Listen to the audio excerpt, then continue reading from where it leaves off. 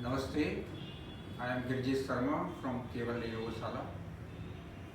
आज मैं आपके सामने योगा सेशन के लिए उपस्थित हूँ।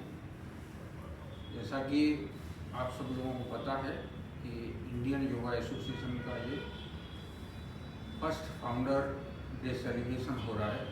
उसके उपलक्ष्य में आज मैं आपके सामने एक योग का सेशन करने जा रहा हूँ, जिसका टॉपिक होगा अलाइनमेंट एंड एडजस्टमेंट। तो सबसे पहले अपन प्रेयर करेंगे, सीधे बैठेंगे, बैक स्ट्रेट, हाथों की ज्ञान मुद्रा,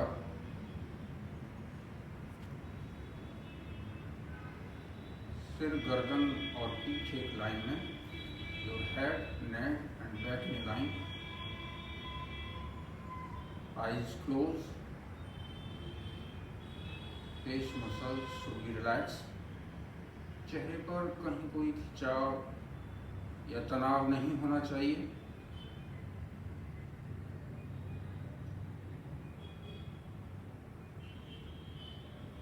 अपने आप को शारीरिक और मानसिक रूप से योग प्रैक्टिस के लिए तैयार करेंगे।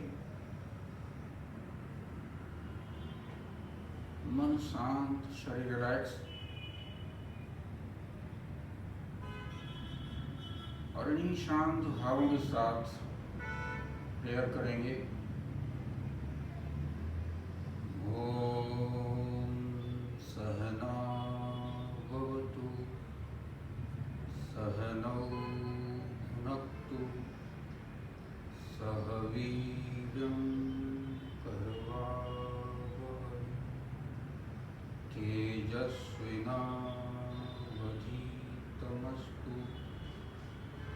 मा विद्विषावहै। ओम शांति शांति शांति।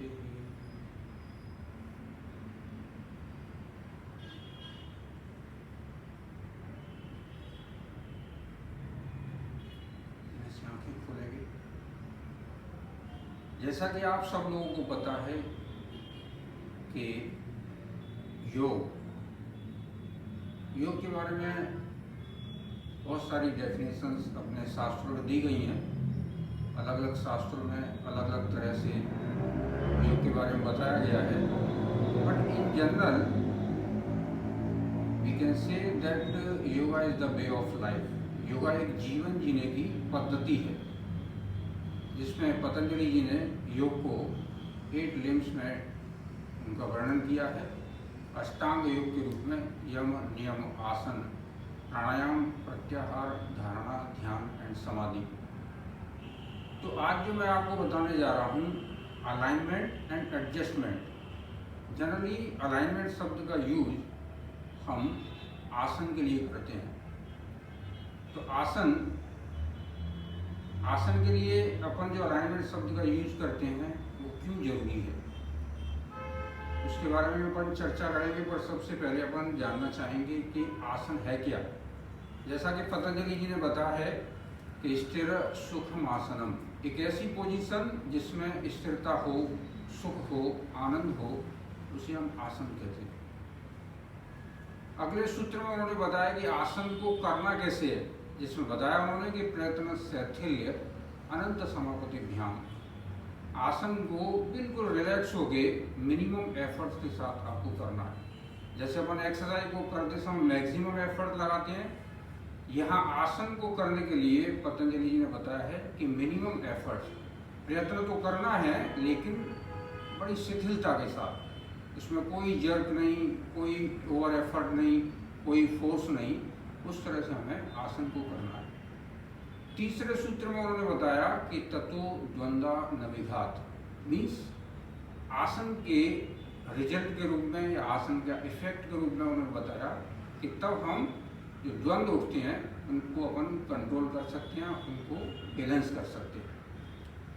और द्वंद्वों को बैलेंस तभी किया जा सकता है जब आप आसन को आसन के तरीके से करते हो। अगर आसन को एक एक्सरसाइज की तरीके से करते हो तो वो द्वंद्वों को आप नहीं रोक सकते, या उनको कंट्रोल नहीं कर सकते, या तो उनको बैलेंस नहीं कर सकते। इसलिए ये बहुत ज़रूरी है कि हम आसन को आसन के तरीके से करें, और उस तरीके से करने के लिए हमें अलाइनमेंट शब्द को यूज करते हैं और उसकी बहुत ज़रूरत है। हठ योग में भी जैसा कि बताया, एक डेफिनेशन बताई कि कुर्यात दासनम स्थैर्यम आरोग्यम च अंगलाघवम।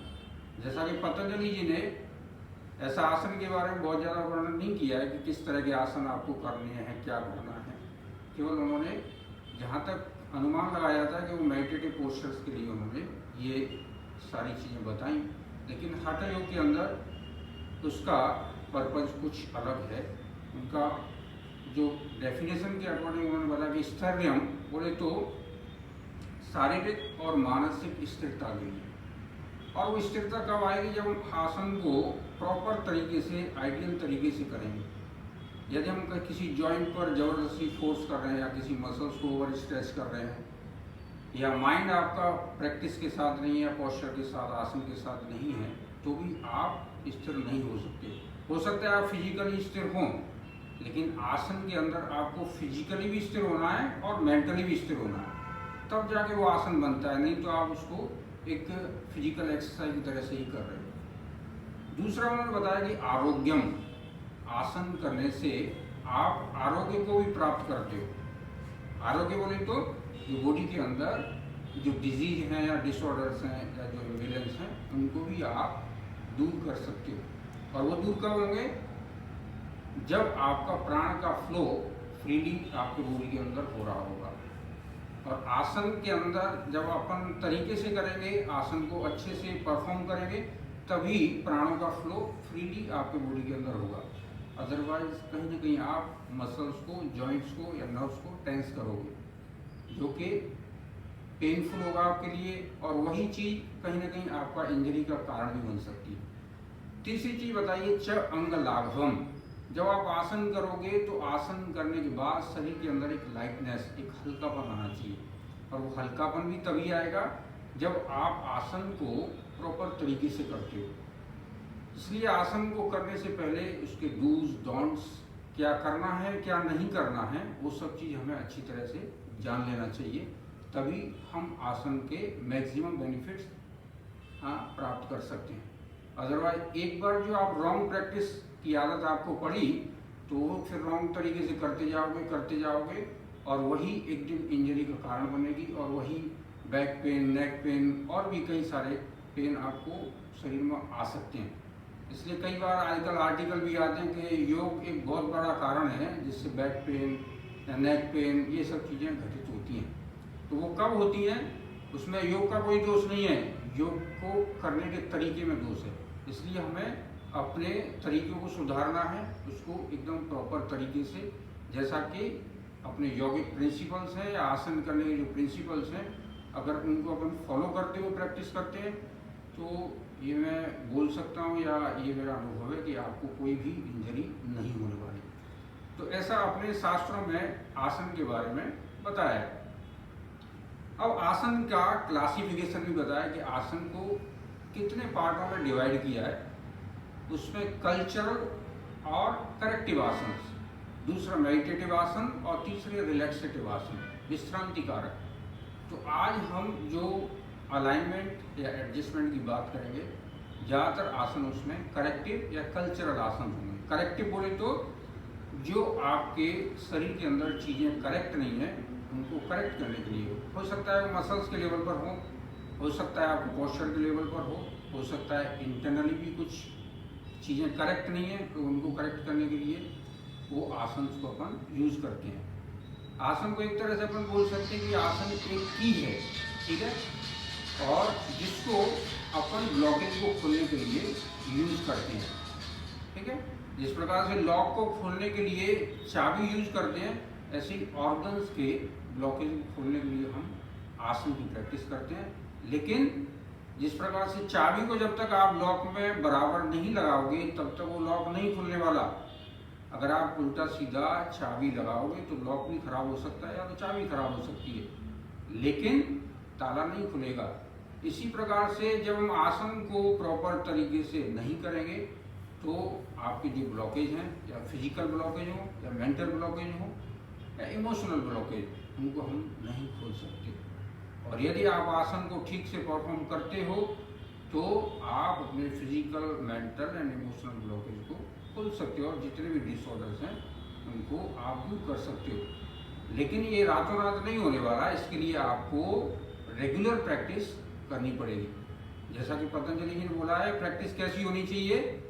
सतु दीर्घ काल निरंतर सत्कार सेवितो दृढ़ भूमि, लंबे समय तक with continuity, with positive attitude, positive thinking और डिटर्मिनेशन या डेडिकेशन के साथ हमें प्रैक्टिस को कंटिन्यू करना है। और पहले उसके बारे में अच्छे से जानना है, और जान करके और उसको करना है। उसके लिए हो सकता है आपको टीचर की ज़रूरत पड़े, और हो सकता है नहीं, आपको स्टार्टिंग में तो टीचर के साथ ही करना चाहिए, और जब आप अच्छे से जान जाओ तो फिर आप सेल्फ प्रैक्टिस कर सकते हो। कभी ऐसा नहीं करने का कि योग कोई कंपटीशन वाली चीज़ नहीं है, तो वो हेड स्टैंड कर रहा है तो मैं भी करता हूँ या मैं करती हूँ। आप उसके लिए तैयार हो जाओ, धीरे धीरे करके उसको जानो, उसकी टेक्निक्स को जानो, और उसके बाद ट्राई कीजिए। कभी कभार क्या होता है कि हम देख देख करके या सुन करके कुछ चीज़ें कर डालते हैं, और उसकी वजह से इंजरी भी आ जाती है।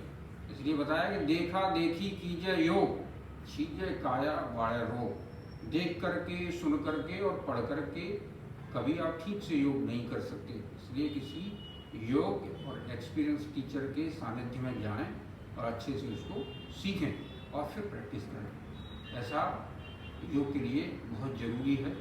तो उसके लिए मैं कुछ, जैसा कि अपना टॉपिक है अलाइनमेंट। अलाइनमेंट बोले तो बॉडी का पोस्चर जो है उसको ठीक तरीके से बनाए रखना। कई बार क्या होता है कि अपन आसन कर रहे हैं लेकिन किसी एक जॉइंट पर या किसी एक मसल्स पर ओवर प्रेशर डाल रहे हैं या उस पर टेंशन डाल रहे हैं, तो उसकी वजह से न तो आप पोस्चर में स्टेबल रह पाओगे और न ही उस पोस्चर के बेनिफिट्स आपको अधिक मिल पाएंगे। इसलिए अलाइनमेंट बोले तो आपके पोस्चर को करेक्ट करना। अब इसकी ज़रूरत क्यों है? सबसे पहली चीज़, इसका फ़ायदा क्या है कि आप जो चीज़ कर रहे हो उसको ठीक कर पाओगे। दूसरा, इंजरी के चांसेस बहुत कम रहेंगे। और तीसरा, आप जो आसन कर रहे हो उसके मैक्सिमम आप बेनिफिट प्राप्त कर सकते हो। तो ये कुछ अलाइनमेंट के फ़ायदे हैं, वो आपको ध्यान में रखना है और उसको ध्यान में रखते हुए हमें आसन को करना है। ठीक है। अब दूसरी चीज़ आती है एडजस्टमेंट। एडजस्टमेंट क्या है? एडजस्टमेंट भी दो तीन तरीके से किए जाते हैं। एक होता है डेमोन्स्ट्रेशन के द्वारा। आप सपोज बहुत ज़्यादा बड़ा क्लास है आपका या बहुत स्टूडेंट्स हैं, तो उस समय क्या है, आप डेमोन्स्ट्रेशन के द्वारा भी एडजस्टमेंट दे सकते हो। दूसरा तरीका है इंस्ट्रक्शन के द्वारा। या तो आप प्रॉपर इंस्ट्रक्शन के द्वारा भी स्टूडेंट्स को एडजस्ट कर सकते हो, या जो सेल्फ प्रैक्टिशनर है वो अपनी प्रैक्टिस को इंस्ट्रक्शन सुन करके भी ठीक से कर सकते हैं या आसन को प्रॉपर कर सकते हैं। और तीसरा तरीका है फिजिकल एडजस्टमेंट। उसमें किसी के सपोर्ट से आप पोस्चर को सुधार सकते हो और उसको और डीपर कर सकते हो। पोस्चर में कई बार क्या होता है कि हर व्यक्ति की एक इंडिविजुअल बॉडी है, उसकी बॉडी का नेचर है, उसकी लिमिटेशंस हैं, कुछ वीकनेस है, कुछ स्ट्रेंथ है। तो जो स्ट्रॉन्ग पार्ट है वो तो है ही, लेकिन जो वीकनेस है उस पर ध्यान देना है और उसको किसी के सपोर्ट से या तो किसी के जो कहते हैं ना हैंड्स ऑफ एडजस्टमेंट, उस तरीके से सपोर्ट से आप उसको सुधार सकते हो और प्रैक्टिस को और डीपर ले जा सकते हो और आसन को स्ट्रॉन्ग कर सकते हो। तो उसके लिए बहुत ज़्यादा स्ट्रांगली आपको उस हाथों को यूज़ नहीं करना है तरीके से। पहले सामने वाले की बॉडी पे समझिए।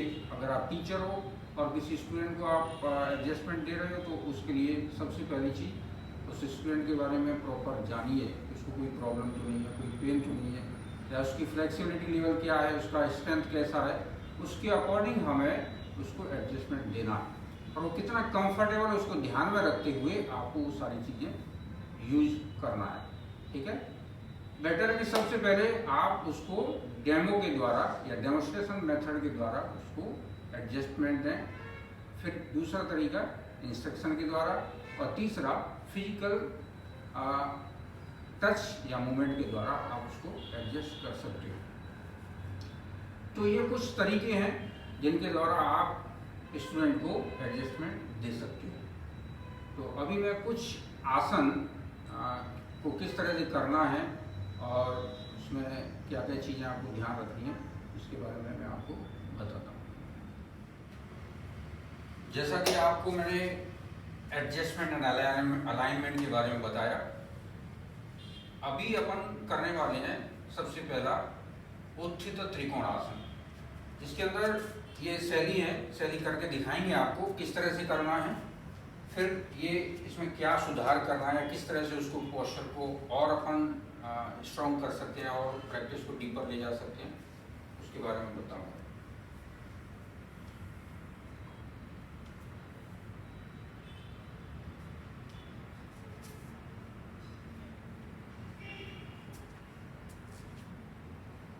वापस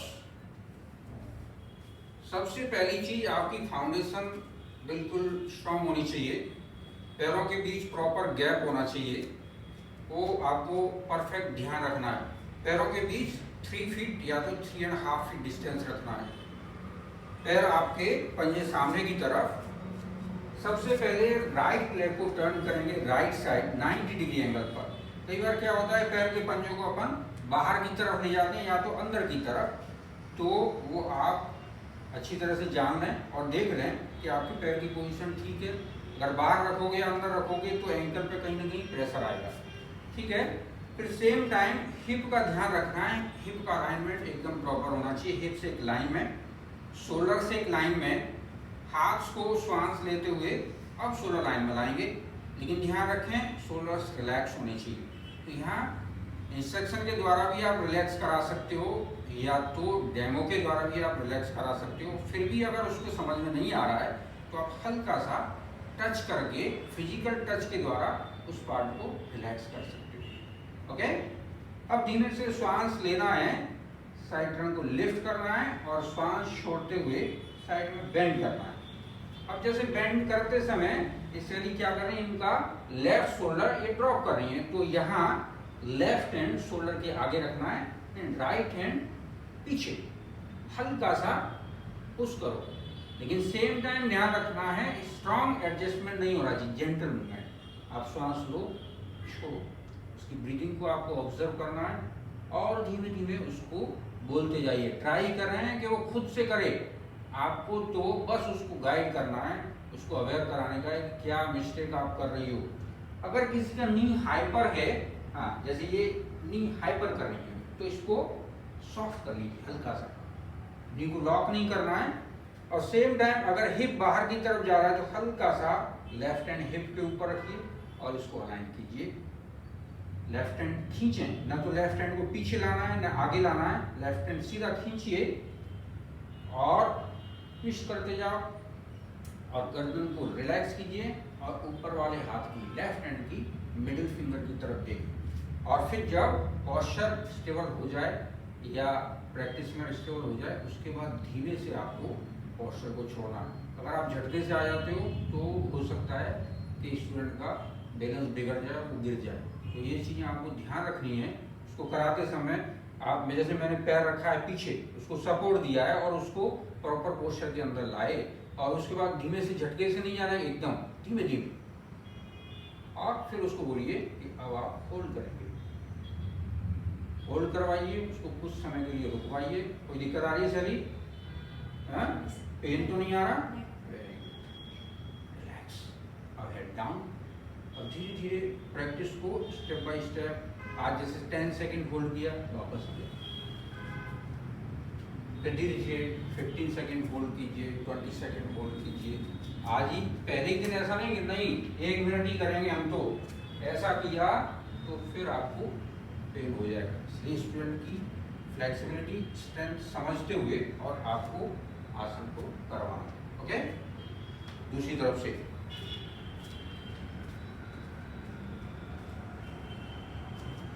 यस, बेंड कीजिए। हाँ, अभी रुको, ये पैर थोड़ा और सीधा, हाँ यहाँ, ठीक है, गुड। श्वास छोड़ते हैं, फिर से वही राइट हैंड शोल्डर के आगे रखो, लेफ्ट हैंड पीछे, हल्का सा, कोई ताकत नहीं, बस ब्रीदिंग करते जाओ। और ध्यान रखना है फाइनल पोजीशन में ब्रीथ होल्ड नहीं करना है, गर्दन को बिल्कुल रिलैक्स रखें और सिर घुमाते हुए ऊपर वाले हाथ की मिडिल फिंगर देखें। कुछ समय के लिए पोस्चर को होल्ड करना है और जब वापस आना है तो first head down, then inhale and come back. Okay, तो ये आपका उत्थित त्रिकोण आसन बहुत अच्छा आसन है। अगर आप इसको प्रॉपर तरीके से करते हो तो hip opening, hamstring muscles, sides के लिए, शोल्डर्स के लिए, अपर बैक ओपनिंग के लिए ये बहुत अच्छा आसन है। Thank you.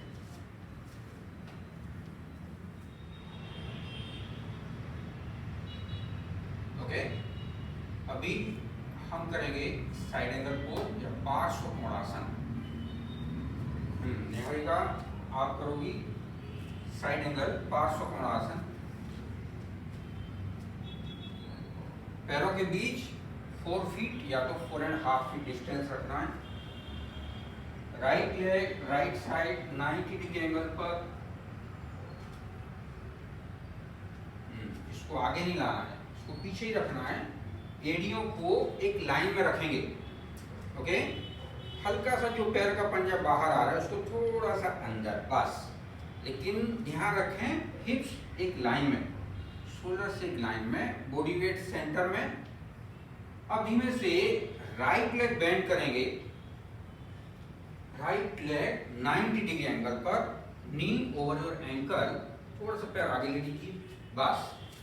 इसको ध्यान रखें पैर बेंड करते समय इस तरह से बेंड नहीं करना है, या तो ऐसे भी बेंड नहीं करना है, यहाँ इसको प्रॉपर बेंड कीजिए।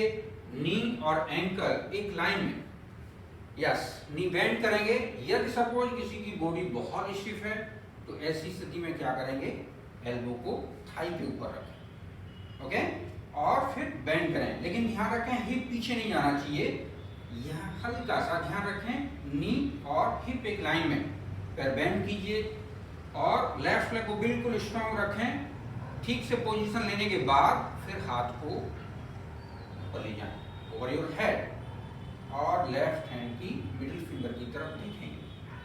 लेकिन ध्यान रखें पेल्विक बोन ड्रॉप नहीं करने का है, उसको एंगेज रखें, हल्का सा पेट अंदर खींच के रखें, फोर्स नहीं करना है, ब्रीदिंग को रोकना नहीं है। जो लोग यहाँ कंफर्टेबल हैं फिर ट्राई करेंगे हाथ को पीछे ले जाना। यदि संभव है तो हाथ जमीन पर रखने का प्रयास करें, लेकिन जमीन पर हाथ रखो या ना रखो, ये ध्यान रखना है कि ये पार्ट आपका ड्रॉप नहीं होना चाहिए। और फिर धीरे से ये निहारिका अपनी तरह से इतना कर पा रही है। अगर इनको और पोस्चर में डीपर ले जाना है तो फिर क्या करना है, हल्का सा लेफ्ट हैंड यहाँ रखो, राइट हैंड यहाँ ले जाओ और इनको थोड़ा सा एडजस्ट कर दो। ओके, अगर हाथ रखने में कोई दिक्कत आ रही है तो आप फिंगर टिप्स जमीन पर रख सकते हो। अगर पीछे हाथ रखने में दिक्कत आ रही है तो स्टार्टिंग में आप हाथ को आगे भी रख सकते हो, फिंगर टिप्स जमीन पर, फिंगर टिप्स, यस। धीमे धीमे ट्राई कीजिए, लेकिन यहाँ शोल्डर को इस तरह से पीछे की तरफ नहीं ले जाना है। शोल्डर को रिलैक्स कीजिए और हाथ को ऊपर ले जाओ ओवर योर हेड, बिल्कुल रिलैक्स होके, फेस मसल्स बिल्कुल रिलैक्स होनी चाहिए। निहारिका स्माइल होनी चाहिए चेहरे पर, है?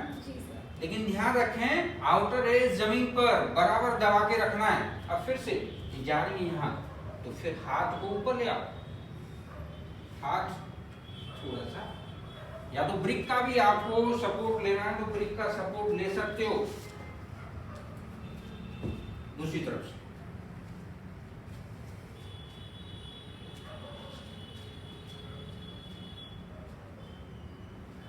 हल्का सा अंदर, चाहो तो ब्रिक को यूज कर सकते हो।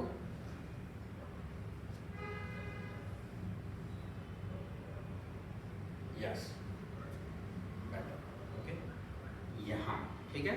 Inner thigh engage, yes, breathe, relax. अब ठीक है ना निहारिका?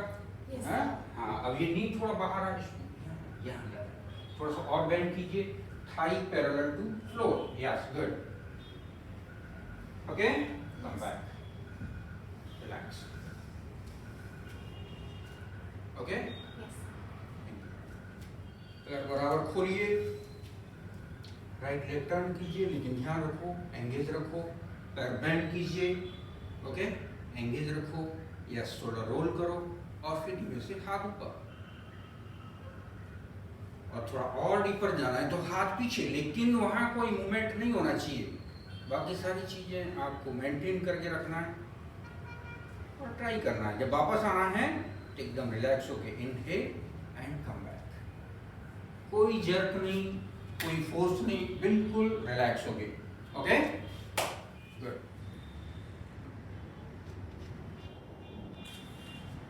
अभी हम करेंगे सिटिंग आसन। पहले पश्चिमोत्तानासन, फिर उसके बाद उपविष्ट कोणासन। ये फॉरवर्ड बेंडिंग ये बहुत अच्छा आसन है, इसमें इंटेंस फॉरवर्ड बेंडिंग होता है। ये आपके हैमस्ट्रिंग मसल्स के लिए बहुत अच्छा आसन है, पॉस्चर को ठीक करने के लिए, डाइजेशन के लिए। लेकिन सेम टाइम ध्यान रखना है कि अगर रॉन्ग तरीके से करते हो तो कमर में भी इससे पेन आ सकता है।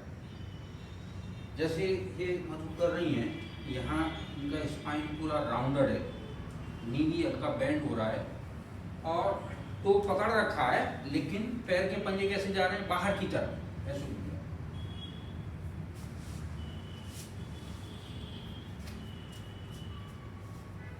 ठीक है, ये क्या कर रही हैं, पैर के पंजे अंदर की तरफ जा रही हैं, तो क्या करना है, पहले पंजों को ओपन करना है। जैसे खड़े होते समय पैरों की क्या पोजीशन होती है, वही यहाँ पर बैठ करके आपको रखना है। ठीक है, फिर पैरों को सीधा रखना है, लेकिन ध्यान रखें अगर किसी की बॉडी बहुत स्टिफ है तो हल्का सा नी बेंड कर लें, या तो किसी को बैक पेन है तो भी नी बेंड कर लें और स्पाइन को सीधा कर दें। ओके, इतना भी होता है तो चलेगा। फोर्सफुली करोगे तो आपके बैक में पेन आ सकता है, इसलिए आपको ध्यान रखना है। हाँ, ऐसे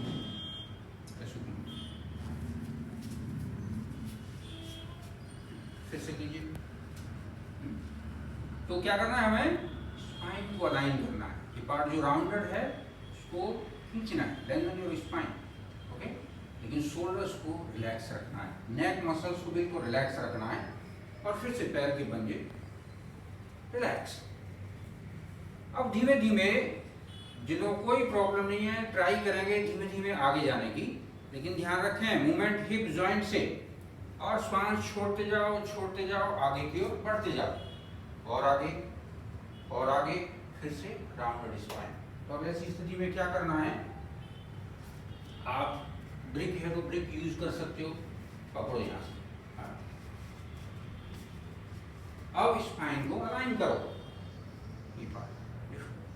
हाँ, पहले से ही आगे जाने की जल्दी नहीं करना है, यही तो गलती होती है। सीधा lengthen your spine, yes, lengthen your spine, yes, okay. अब स्पाइन को और ओपन कीजिए, और सीधा और सीधा और सीधा, शाबाश। थोड़ा सा और कोशिश कीजिए, हल्का सा, गुड। अब और थोड़ा कोशिश कीजिए आगे आने की। अगर एक ब्रिक में कंफर्टेबल, 2 ब्रिक यूज कर सकते हैं, ओके, यस, ब्रीथ धीरे धीरे आराम से, हाँ, यस, हेड अप। अब स्पाइन देखो, यही रोकिए, हेड अप, यस, ब्रीथ, और पकड़, ओके, होल्ड। सिर गिराने की जल्दी नहीं करना, ये पार्ट फिर से ओपन करो, यस, गर्दन बिल्कुल रिलैक्स, ब्रीथ। इतना तो इतना, जरूरी कि आज ही आप फोरहेड लगा दीजिए, धीरे धीरे ट्राई करते जाओ, जैसे जैसे फ्लेक्सिबिलिटी आपकी बढ़ती जाएगी, आप और धीरे धीरे आगे बढ़ते जाओ।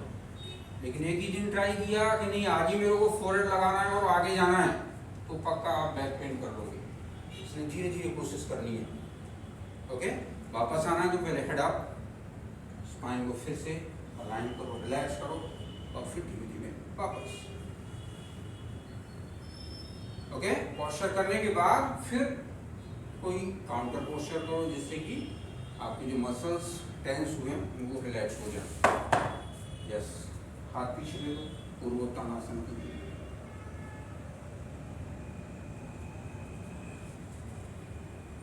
रिस्ट शोल्डर के नीचे और फिर धीमे धीमे हिप्स को ऊपर की ओर उठाते जाइए, हल्का एल्बो सॉफ्ट कीजिए, यस, और थोड़ा हिप ऊपर और ऊपर, यस, ओके, एकदम डीप, ओके, बस यहाँ रुकना है आपको, गुड। तो मसल्स रिलैक्स हो जाएंगे और आप एकदम रिलैक्स फील करोगे और आसन के जो एडवांटेज हैं और ज़्यादा आपको मिलेंगे। रिलैक्स। अभी करेंगे अपन उपविष्ट कोणासन, वो भी फॉरवर्ड आसन है लेकिन थोड़ा सा इंटेंस। इसमें भी ध्यान रखना है कि अगर किसी की बॉडी स्टिफ है या बैक पेन है तो फोर्सफुली न करें या किसी के सुपरविजन में करें, पैर फैलाएंगे। जो राउंडेड स्पाइन पश्चिमोत्तानासन में हुई वही चीजें यहाँ भी होने वाली हैं, लेकिन आपको माइंडफुल प्रैक्टिस करना है, पोस्चर पर ध्यान देना है, अवेयरनेस के साथ करना है और उन गलतियों को फिर से नहीं दोहराना है। ओके, यस, चलिए श्वास छोड़ते जाएं और आगे की ओर बढ़ते जाएं। फिर से उन्होंने वही किया, इनको जल्दी है फोरहेड लगाने की, तो हमें फोरहेड लगाने की जल्दी नहीं करना है। ओके, अब जैसे टो हल्का सा नीचे जा रहा है, अभी सुधारा है इन्होंने, तो अब ये यहाँ तो छत की तरफ, नीली छत की तरफ, और थाई को भी रिलैक्स रखना है और ड्रॉप नहीं करने का। ओके, कुछ टेंशन नहीं होनी चाहिए, रिलैक्स। अब जो अपर बैक राउंडेड है उसको सीधा करना है, तो पहले उनसे बोलने का है, यस मधु आपका अपर बैक राउंडेड है तो उसको सीधा कीजिए। तो अगर वो इंस्ट्रक्शन नहीं समझ पा रही तो आपको फिर उनको फिजिकल एडजस्टमेंट देना है। उसके लिए आप पकड़ के पैर और स्पाइन को, यस, हाँ, अब देखिए इनकी स्पाइन हो गई ना सही, यस। कोई दिक्कत आ रही है मधु? यस, अच्छे से पकड़ना है, डरना नहीं, बिल्कुल, यस, गुड। थोड़ा और relax, very good, okay, yes, smile होनी चाहिए, यस, वेरी गुड।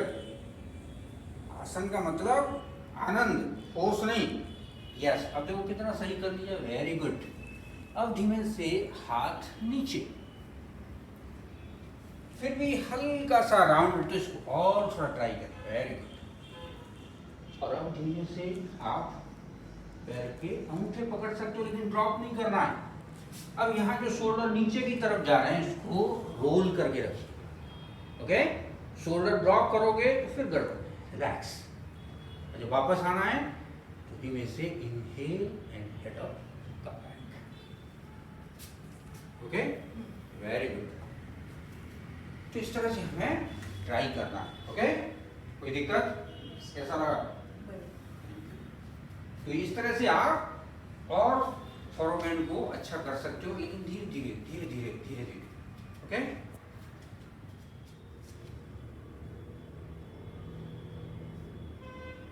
अभी करेंगे अपन हाफ मंकी पोज, अर्ध हनुमासन, हनुमान आसन। इसमें क्या करना है, घुटनों पर खड़े हो जाना है, राइट लेग आगे जाएंगे,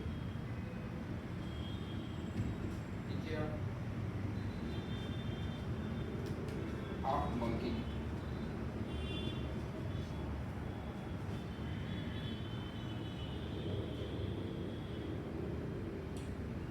अब इसमें क्या हो रहा है, सिर जा रहा है एकदम नीचे और स्पाइन हो रही है राउंडेड। सबसे पहली चीज, इन लोगों को बहुत ज्यादा बैक पेन है, उन लोगों को ये आसन नहीं करना, और अगर करना है तो सुपरविजन में करना है। और करते समय ध्यान रखना है, ये तो आप अंदर तक कर सकते हो, नी थोड़ा बेंड कर लीजिए और स्पाइन को सीधा कर दीजिए, गर्दन बिल्कुल रिलैक्स। ओके, स्पाइन बिल्कुल सीधा होना चाहिए और एब्डोमेन थाई के ऊपर रेस्ट करता हुआ, फिर आपको कमर में दिक्कत नहीं आने के चांसेस हैं। ओके, और फिर जो जिसको कोई पेन नहीं है वो लोग पैर सीधा कर सकते हैं, लेकिन ध्यान रखें हिप्स का अलाइनमेंट प्रॉपर होना चाहिए, हिप्स एक लाइन में।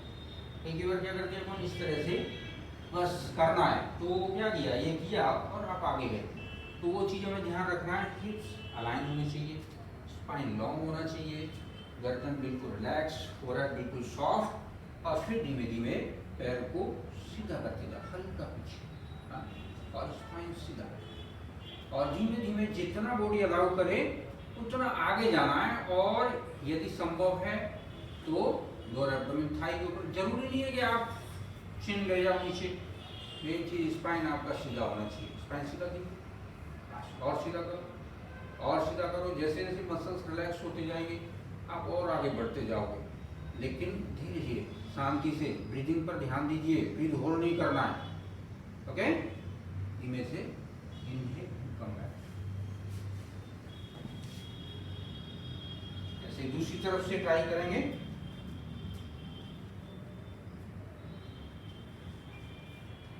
इससे हिप हल्का पीछे लाइन, या फिर से ये ऊपर उठ रहा है तो इसको हल्का सा यहाँ हिप्स एक लाइन। ओके, धीमे धीमे हिप आप ओपन कीजिए।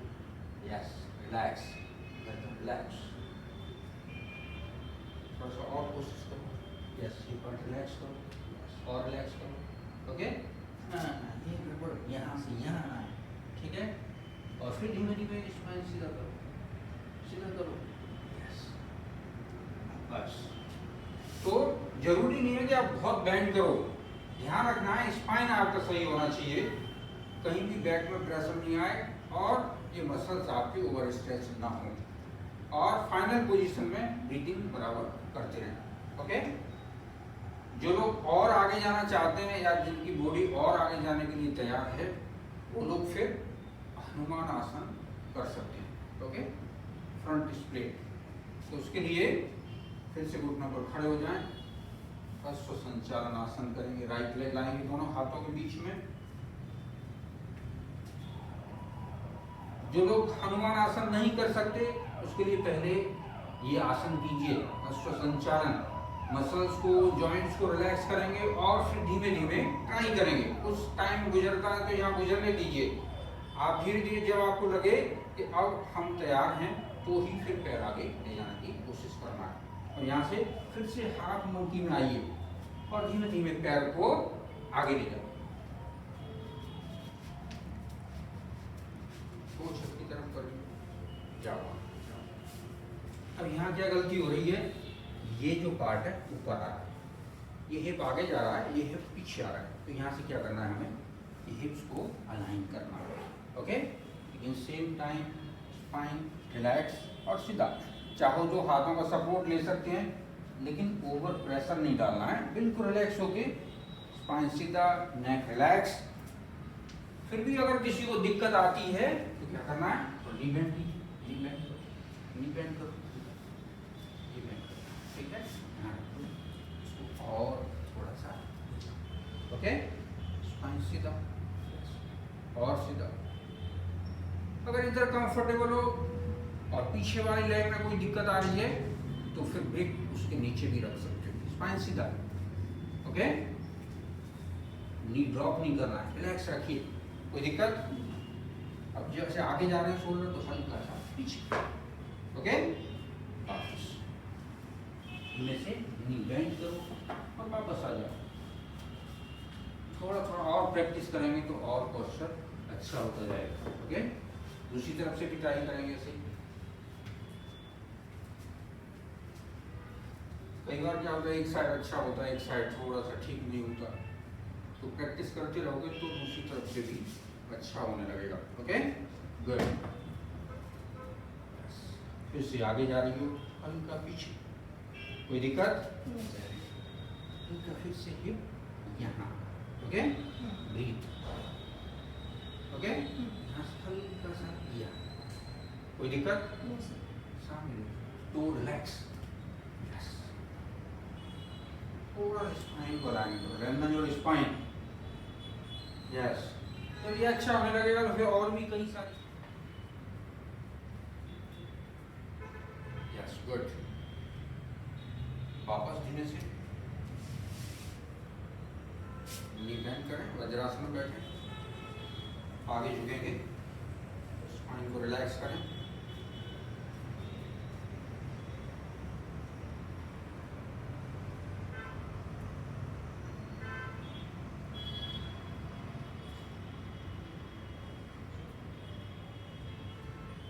वापस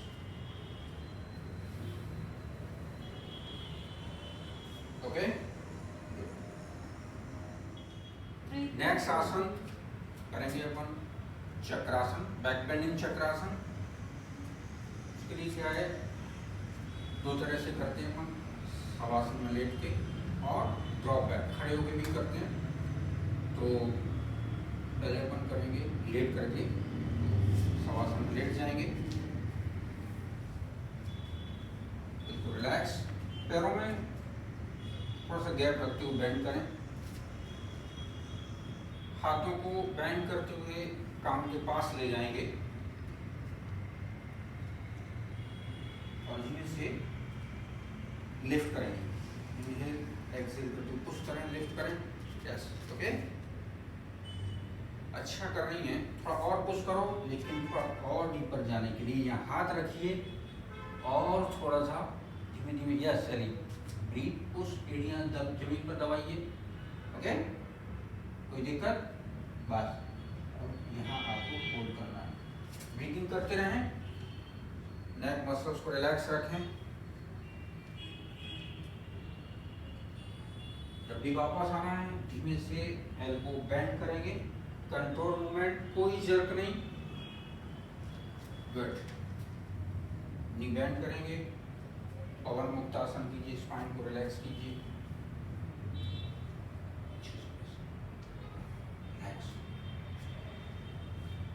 फोर्स नहीं करना है, बिल्कुल रिलैक्स होइए।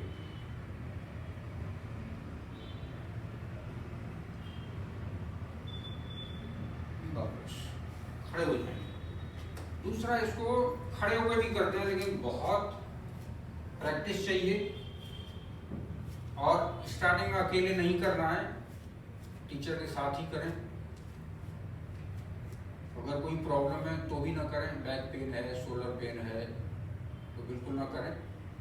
जो बिल्कुल हेल्दी हैं या जिनकी फ्लेक्सिबिलिटी अच्छी है या स्ट्रेंथ अच्छी है या जिनको कॉन्फिडेंस है, वही लोग करेंगे, ठीक है।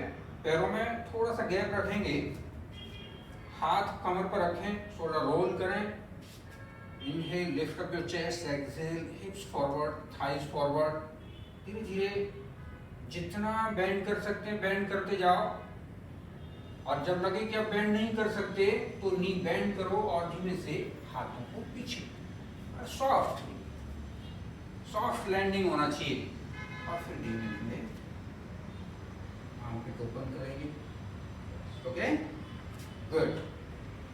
अगर यहाँ से वापस आ सकते हो तो बहुत अच्छा, नहीं आ सकते तो फिर से जैसे पहले है वो बेंड करके आप नीचे गए, उस तरह से आप नीचे जा सकते हो। बाकी यस, चलिए 1 2 and 3, यस, कंट्रोल के साथ वापस आना, वेरी गुड। आगे झुके, स्पाइन को रिलैक्स करें, गुड।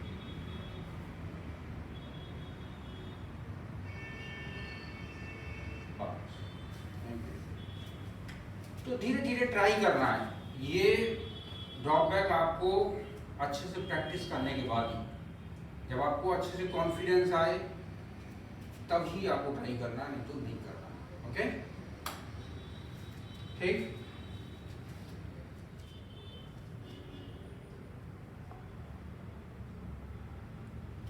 अभी हम करेंगे अर्ध मत्स्येंद्रासन, ट्विस्टिंग पोज, बहुत अच्छा आसन है स्पाइन के लिए, हिप ओपनिंग के लिए, डाइजेस्टिव सिस्टम के लिए और पोस्चर को ठीक करने के लिए। इसके अंदर क्या करना है, पैरों को सीधा रखेंगे, ऐसे उठ जाओ,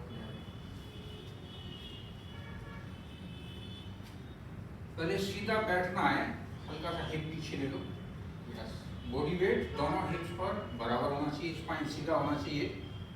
राइट लेग बेंड करेंगे, राइट नी साइड में सभी करो,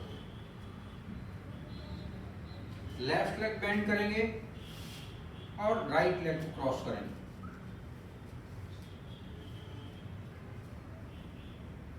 ध्यान रखें हिप्स दोनों जमीन पर, और राइट हैंड ऊपर खींचें, श्वास लें और खींचें, और श्वास छोड़ते हुए राइट हैंड को क्रॉस करें, आर्मपिट थाई के पास।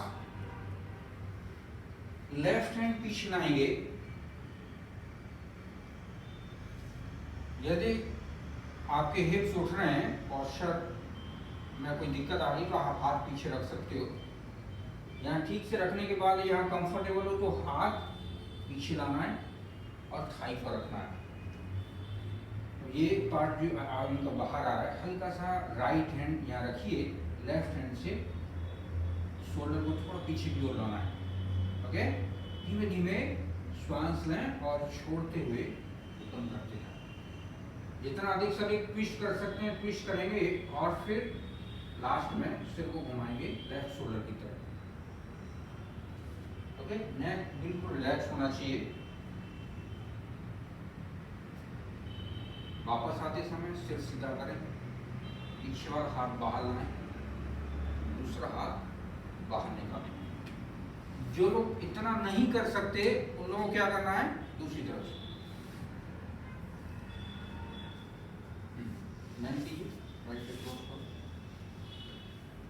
जिन लोगों की बॉडी बहुत स्टिफ है तो क्या करेंगे, हाथ से नी को हक करें, यहाँ से बहुत अच्छे से। ओके, दूसरा हाथ पीछे, लेकिन ध्यान रखें ये हिप उठना नहीं चाहिए और एड़ी के ऊपर बैठना नहीं है। उसको हक करते हुए और ट्विस्ट करते जाओ, शोल्डर्स को एक लाइन में लाना है। अगर ठीक से पोस्चर नहीं आ रहा है तो हल्का सा पीछे नी रखो, या नी चुभ रहा है तो लेफ्ट हैंड को रखो, राइट हैंड को शोल्डर के आगे रखो और धीमे धीमे शोल्डर को पीछे की ओर लाओ और धीमे धीमे कमर ट्विस्ट करते जाओ। इतना अगर कंफर्टेबली कर पा रहे तो क्या करना है, फिर हाथ को क्रॉस करने की कोशिश करो।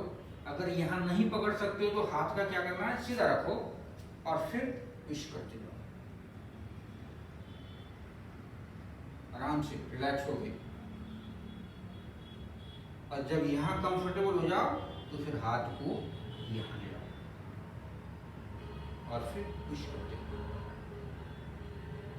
वापस आते समय पहले सिर सीधा कीजिए, दूसरा हाथ आगे लाओ। ओके, धीमे धीमे स्टेप बाय स्टेप जिसकी जितनी फ्लेक्सिबिलिटी है उसके अनुसार आपको ट्राई करना है। हर इंडिविजुअल की बॉडी अलग प्रकार की है, इसका फ्लेक्सिबिलिटी अलग है, इसका स्ट्रेंथ अलग है, तो उसके अकॉर्डिंग हमें आसन को ट्राई करना है। जिन लोगों की बॉडी बहुत स्टिफ है, नी हक करें, तो थोड़ा और फ्लेक्सिबल है हाथ क्रॉस कीजिए। जो अच्छे से कर सकते हैं वो एंकल के पास पकड़ने की कोशिश करें। ओके, तो इस तरह से हमें धीमे धीमे ट्राई करना है। फाइनल पोजीशन में श्वास को होल्ड नहीं करना। ओके, नेक्स्ट और लास्ट आसन करेंगे हम हेड स्टैंड। बहुत अच्छा आसन है लेकिन बहुत खराब भी है। जो लोग पूर्ण रूप से हेल्दी हैं उन लोगों को ही करना है। यदि किसी को नेक पेन है, बीपी हाई है, हार्ट प्रॉब्लम है, या किसी को बैक पेन है, तो उन सब लोगों को ये आसन नहीं करना है। और पहले टीचर से अच्छे से सीखें, प्रॉपर टेक्निक सीखें, उसके बाद ही ट्राई करना है। ओके, सबसे पहले क्या है, वज्रासन में बैठना है। वज्रासन में बैठ के फिर ट्रायंगल बनाना है। एल्बो वहीं छोड़ दें, फिंगर लॉक बनाएंगे, स्ट्रॉन्ग फिंगर लॉक। कई बार क्या करते हैं, जैसे ये निहारिका कर रही है इस तरह से, अब इसको खोलना है। स्ट्रॉन्ग फिंगर लॉक तो करना है लेकिन हाथों को खोल के रखने का है, जिससे कि आप हेड को अच्छे से सपोर्ट दे पाओ। अब धीमे से सिर को दोनों हाथों के बीच में रखेंगे। ओके, ये पार्ट नहीं रखना है आपको, ये पार्ट जमीन पर रखना है। तो टक करेंगे और धीमे धीमे घुटनों को ऊपर उठाएंगे। Yes, good. अब जैसे ये एल्बो इनका बाहर जा रहा है, ठीक है, तो ये एल्बो अंदर, एल्बो और शोल्डर एक लाइन में लाना है। धीमे धीमे वॉक करते हुए घुटनों को चेस्ट की तरफ लाएंगे। यस, गुड गुड, आराम से। यस, हिप का मूवमेंट अब नहीं होना चाहिए, यहीं कंट्रोल रखें। हाफ पे थोड़ा ट्राई करें, बैलेंस फाइंड करें और फिर धीमे धीमे धीरे धीरे अब इनके पैर जा रहे हैं लेफ्ट साइड, तो हल्का सा राइट साइड लाने की कोशिश कीजिए। गुड, थोड़ा सा पैर मेरी तरफ, हल्का पैर मेरी तरफ लाइए। Yes, good, stay here.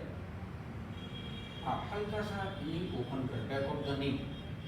Okay, good. हाँ, ये हिलना नहीं चाहिए, कोर बराबर एंगेज रखिए, थाइज को स्क्वीज कीजिए। अब जैसे थोड़ा कोर छूट रहा है तो मूवमेंट हो रहा है, कोई बात नहीं, फिर से, वेरी गुड। अब धीमे धीमे वापस आते समय हल्का सा हिप पीछे की तरफ लाओ, नी बेंड करते जाओ, वेरी गुड, कंट्रोल के साथ, शाबाश। और फिर धीमे से वज्रासन में बैठिए, रिलैक्स करेंगे, हाथों की मुट्ठियां बनाएं, फोरहेड के नीचे रखें, रिलैक्स रिलैक्स, ब्लड सर्कुलेशन को नॉर्मल होने देंगे और फिर धीमे से वापस आएंगे।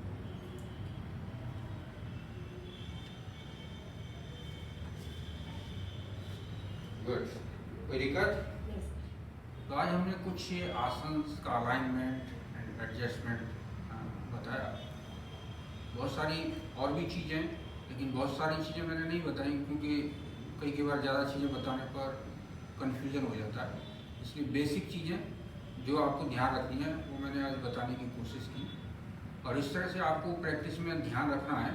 अगर किसी का कोई डाउट हो या कोई क्वेश्चन हो तो आप मेरे को मैसेज कर सकते हैं और मैं ट्राई करूँगा उसका आपको जवाब देने की। तो अभी 3 बार ओम शांति करेंगे, बैक स्ट्रेट रखें।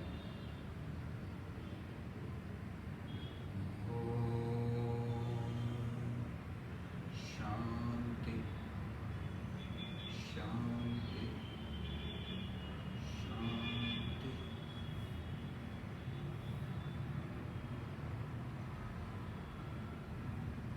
Thank you all of you.